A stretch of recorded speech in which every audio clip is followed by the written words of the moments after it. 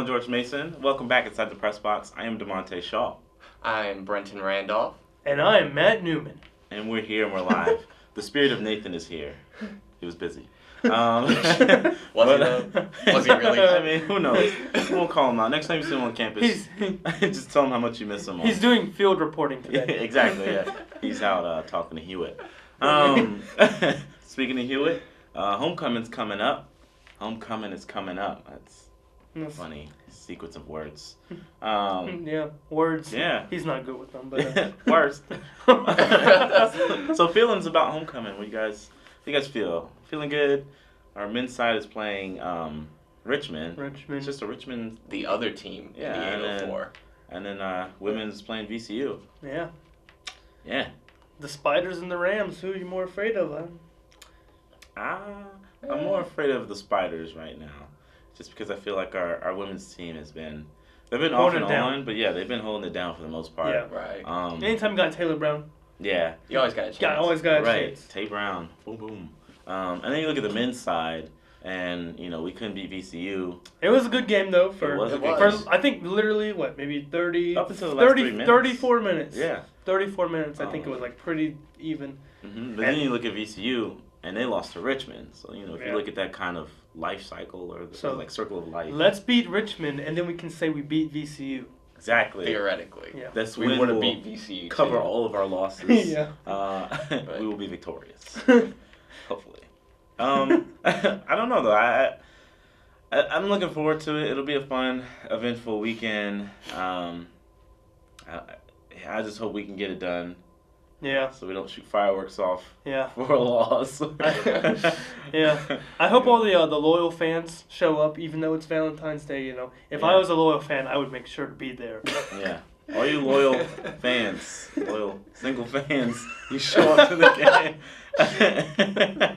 No, whatever you do, you have fun doing it. Yeah, see, since I don't have anything planned, I'm gonna be there. Yeah.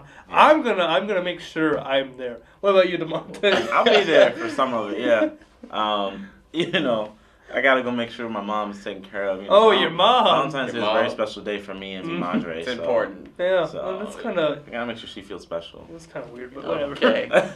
You guys clearly don't love your moms. Teach their. But yeah, it's gonna be a good weekend.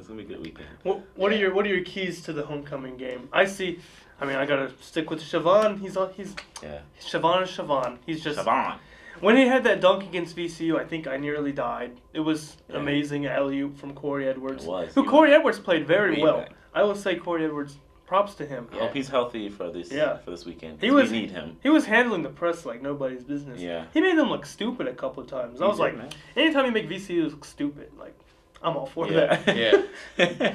And his defense is incredible too. Every episode, I'm pretty sure I've mentioned his defense.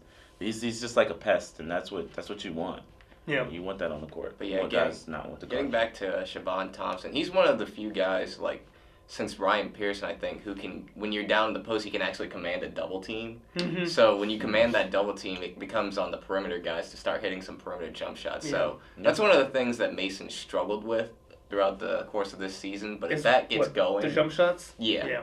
But if that gets going, we have a chance because we were down by a lot against Richmond when we played them earlier, but we brought it back to within single digits before ultimately losing by about 10. So we can hang with Richmond. I'm for sure on that. So it should be a good game. And then for the women's, give the ball to Taylor. Pretty much. That's the only keys to the game. Give the ball to Taylor. Let her make every decision. Taylor. And then hustle Taylor. And then spread the floor, Taylor. I mean, as long as she shows up, we've got a chance of winning. Not to take away from the whole team. The whole team they've been doing pretty well. Yeah. I think you said they're 12 and 11. Yeah, 12 and 11. Above 500. Yeah, which is solid. More than because I know last year I don't think they weren't above 500 last year. No. They were near the bottom of the A10 last year. Yeah, but hey, you gotta take those steps. Yeah, exactly. We're moving in the right direction. Progress. Yeah. Coach Nyla wasn't lying when she said that we were going to be better. So, big ups to honesty. Well, also going on this weekend. Well, I guess before we get to the All-Star weekend festivities, we lost a great coach in Tar Heels, Dean Smith. Yes. He was 83? 83, yep. Yeah. and that was a big hit. Mm-hmm. I mean, it's part of life, but it still doesn't make it any easier. So we just want to open up discussion. Losing a great coach, who we think our all-time greatest coaches or singular coach is. Well, I mean, you have a bunch of different like criteria you can measure that from. You have, of course, you could do it by wins, Mm-hmm. Right. but Or championships. championships. Yeah. But I don't necessarily think, in terms of like being coach, I don't think wins are the, I mean like that's, of all the ways you can measure a coach, that's like the most result oriented. Right. But I was watching this thing on ESPN last night, but they were talking about all the different players and all the ways that he had impacted him or them. Michael Jordan called him basically his second father. Mm-hmm. Like anytime you have the greatest in all of basketball Yeah. calling you your second father, you've done something right. Yeah. So I mean, Dean Smith's definitely up there for me, especially with. I mean, I have been my mom is a UNC Tar Heel fan, so I've been a Tar Heel fan for most of my life. Right. Oh, So you do love your mom, okay. So yeah, Dean Smith. I mean, also you got to stay in the ACC. You got Coach K over there. Yeah. Right. He's just reached 1,000 wins. That's a big achievement, especially in college. Where Yeah. things can be very up and down. And you only got 30, like at most you could win like just around like a little bit under 40 in a season. Right. Yeah. So that's a tremendous accomplishment. And then also the Olympics. What about Yeah. y'all? What do y'all think? Right. Is this just college or? Just, Either It or. can be either. It doesn't have to be basketball only either. Oh, okay. Huh. Ooh, dang, that really opens the door. Yeah. I don't know. When I think of all-time great coaches, my first thought automatically goes to Phil Jackson. Just in everything he did with the Bulls and then the Lakers. And a lot of people say, "Oh, well, he had such great talent." Yeah. But honestly, Well- that's the hardest people to coach. I mean, you look at That Kobe makes now. sense. Since Phil Jackson's left, what has he done? Like, he hasn't been able to get along with Got any injured. coach. He's just gotten injured. Yeah. He hasn't had that taste of gold since, because I mean, those talents are the hardest guys to coach. I mean, how do you coach someone who's at the top of the basketball world? How do you You get kinda them to don't. buy How in? do you just keep kinda- them grounded? You just kind of It's let hard them to do their own thing. Yeah, how do you mold a system that you can convince them to be a part of? Because it's really hard to make them do anything they don't want to do. So you look at I that. will say the Knicks are highly struggling. Yeah, they are.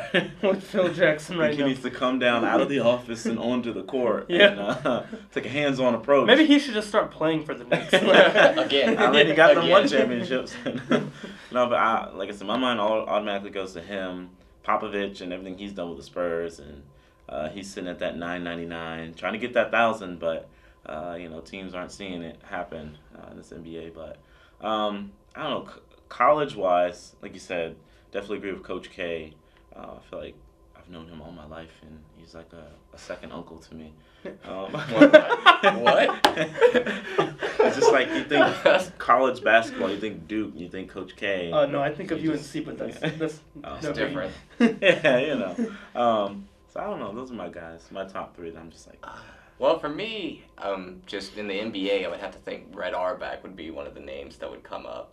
Just because, not just the sheer amount of wins that he had, because he was dominant coaching the Celtics. They won, 9 or so championships? I think it was the same as They won a Phil bunch. Jackson. I think it was the same as Phil Jackson in 9. But not only that, he was like the first, he was a part of the team that drafted the first black player ever into the NBA, Chuck Cooper. Mhm. So, Sure. he was integral, I don't know if that's a word, but he was important to the process of, integrating. integrating. yeah.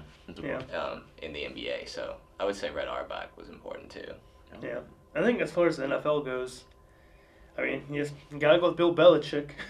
He just won his 4th. Yeah, gotta give it to that guy.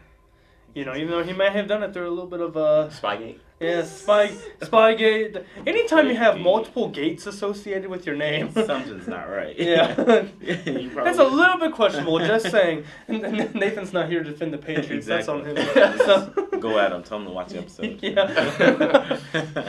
But yeah, all great coaches. We've had many great ones in our lifetimes and in the history of sports. Dating all the way back to Moses, he was the greatest coach. What? Are you going with a biblical character right now as the greatest coach? I don't know, the way he just I was about to make the way he coached the Yeah. I So don't even know. I'm mixing my stories. I was Go about to say, church, man. The way he like coached the animals into the boat. That's Noah. That's no. My bad. You know.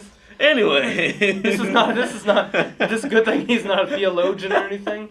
Not. Oh God, I would have lost my license. But Yeah. yeah, talking about coaches and on that NBA track, let's go over to the All-Star weekend. That's a bit of a segue, but it okay. is a bit. I stretched it. We got some big events, always exciting. Some of the events have lost their luster in exchange for other events taking off. In particular, that 3-point contest. I'm sorry, but I don't think a 3-point contest can be exciting. Man, have you never seen the Splash Are Brothers? you looking at this lineup Have you- right here? Yeah, I'm looking at it, and Have this. you never seen the Splash Brothers? Marco, You Steph can't tell Curry, me you never James wanted to Harden. I see do not Splash get Brothers hyped go up for against each 3-pointers You unless don't it's get- for my team.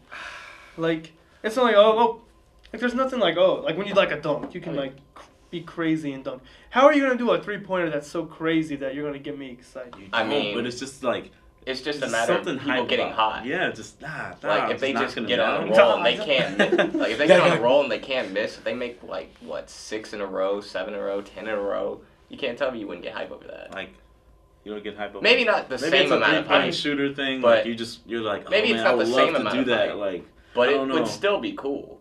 I mean, it's cool, but I'm not gonna get hype over it. Well, I'm hype. You got Steph Curry, Klay Thompson, Kyrie, Kyle Korver. James Harden. Look, Ugh. if this was a layup contest, would you get hyped for a layup contest? But there's a difference. The layup is not the a easiest layup, thing though. in the league. To them, It's not the a 3-pointers layup, are though. easy to them. That's the But thing. it's about the pressure. It's different elements to it. They're not under pressure. I don't really think they care that much about you're winning. under the time.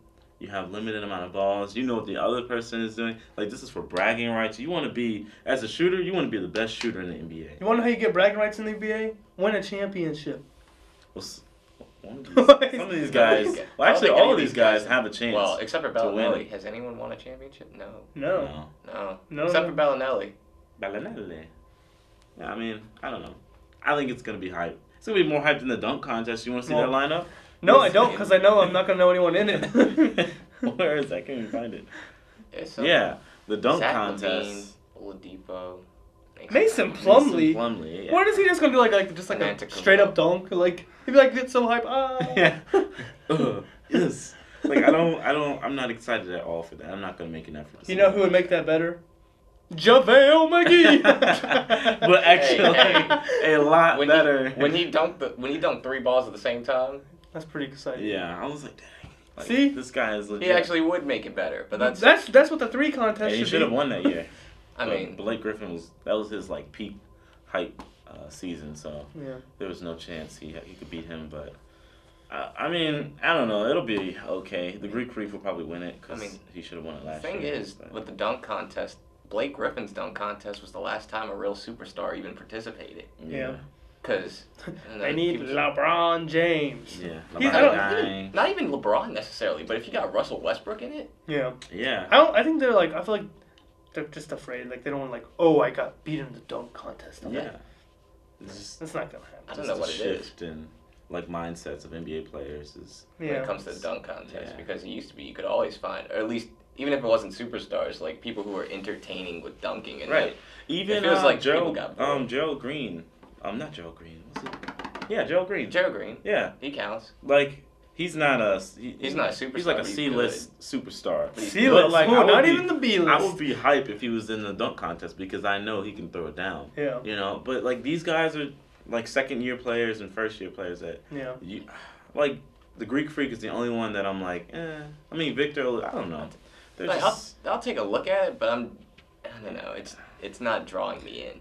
I mean, Yeah. I feel like you get a better dunk contest just watching the Clippers play, so. right. I'll just wait till they play. Or watching LeBron warm up. Yeah. That's the only time he wants to play. Or watching me play at the rack. Not really. Yeah. Yeah. One thing I You am gotta see excited the for point. though, What? it's the Celebrity All-Star Game. Oh, boy. Of course, my man, 3-time MVP, not 1, not 2, but 3-time MVP champion, Kevin Hart is back for a 4th season, and he's probably gonna take it again because the guy is just that talented. Chocolate drop. Chocolate dropper, you know. K Hart, the Heartbeats. We got Nick Cannon in it. Oh. Monet Davis, the Little League phenom, is going to be in it. Oh, all right. It's be cool. Now I'll watch. She's gonna cross up Kevin Hart. Yes, she will. I really hope that matchup happens because I want to see it. We got Skylar Diggins. Oh my! So you want to dig in? All right, Oh, great. boy. Alan Houston. Okay, Alan Houston. Haven't seen him in a while. Alan Houston. Yeah, he's coming back. Chris Mullen. He's always exciting. Does He's it probably say drunk. Harry Potter? Oh no, Harry Potter. Harry Potter. He like Whoa. Alakazam's the ball up to the Whoa. net. Michael Rappaport's always there. He's just there. Chadwick Boseman, new guy on the scene. Andrew Bynum. Oh no, too soon. No. He's in the bowling also. He's in the PBA now. I mean, we got that would be pretty entertaining. Kevin Hart he always steals the surprise. show. Yeah, so Yeah. I can't wait to see what he has up his sleeves this year. Like I said, that's usually the highlight of my weekend, especially since all the other ones are dulling in their appeal. I mean, Oh, did you say the 3-point I didn't contest say all was the other dulling? ones. You literally just said all the other ones. I didn't specifically name that one. I just saw all the other ones. Namely, the dunk contest and the All-Star game itself is kind of like, I mean, it's still exciting. I don't know. We'll see. Well, what the happens. All-Star game, nobody plays defense till the fourth quarter, so. Yeah, it's not even like halfway through the fourth quarter until they Yeah. actually start playing defense. Yeah, I don't know. So, I mean, you know what you're in for with that. Yeah. And then the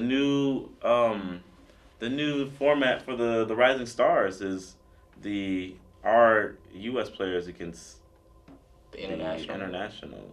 the The world. teams. Huh. That's Interesting. That's an interesting Go format. USA. It's kind of weird. I don't know. That's an interesting format Yeah. for it. It's like, what? Why are we? I don't know. Nationalism. Yeah, like, we'll turn America against these foreign players in our league. Like, I don't know. It's interesting. I guess they're just trying new things out, trying to get, I don't know, more appeal, but it's just really random. Like, Yeah. It is, but. some monkeys in a room that's just like, I mean, and they're like, oh yeah, that's What? a good idea. Like, I don't know who came up with this stuff. oh, I mean, you could just do like the NBA versus like the Spurs. That's pretty much. Pretty much. Pretty much. I don't know. It'll be good though. I don't know. They Man, I oh man, always- will it be good. Sure be good. Yup. You know, we tend to undersell it every year, but it always supplies. We'll see what happens. Do we want to wrap up real quick with our Dingus of the week? Yes, we will be remiss. All right. My Dingus of the week is that I think it was the Dutch goalkeeper Dutch. got passed back to during the middle of the soccer game. The ball took a bounce off of, I guess, a tufted grass, went over his foot. They lost the game 2-1 because he missed the ball and it went in the net. So, you're a dingus. Man, oh man. Oh. All right, my dingus of the week is going to Norris Cole and Hassan Whiteside. If you guys haven't seen it yet, you have to look it up on YouTube. Norris Cole and Hassan Whiteside in the fourth quarter, down by 1 point with less than a minute left, decided to screw up an inbounds play because Norris Cole inbounds it to Whiteside. Whiteside gives it back to Cole. Cole decides, no. That wasn't good enough. That wasn't good enough. You go back out of bounds. Oh man. And then he gave it to Hassan Whiteside out of bounds. What and then an they turned it hombre. over with 40 seconds left. One of them was dumb enough to... Dude. One of them was... All right, fine. Norris Cole and Hassan Whiteside. Y'all are my dingus of the week. My dingus is LeBron because he tweeted about Kevin Love, then he denied it, but then he said it was true. So that's my dingus of the week. Yeah. Just had to get that out. Yeah. Is it time to go? It is time to go, Mason Faithful. Thank you for joining us again. I am DeMonte Shaw. And I'm Brenton Randolph. And I am Matt Newman. Press on, George Mason. Press on. I'm not doing that.